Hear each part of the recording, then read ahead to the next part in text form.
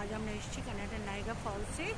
দেখো কি বিশ্ব, মানে কি বলবো, এটা মানে এই শোভার কোনো মানে তুলনা হয় না। অপূর্ব অপূর্ব, কল কল করে বয়ে যাচ্ছে। এটা দেখার জন্য লোকে কত দূর দূর থেকে আসে, সেটা আজকে আমি দেখতে এসেছি। এখানে মন ভরিয়ে দিল, অপূর্ব। এদিকে দেখো কত সব নতুন লোক। হ্যাঁ, এখানটায় দাঁড়াতে পারো কতটা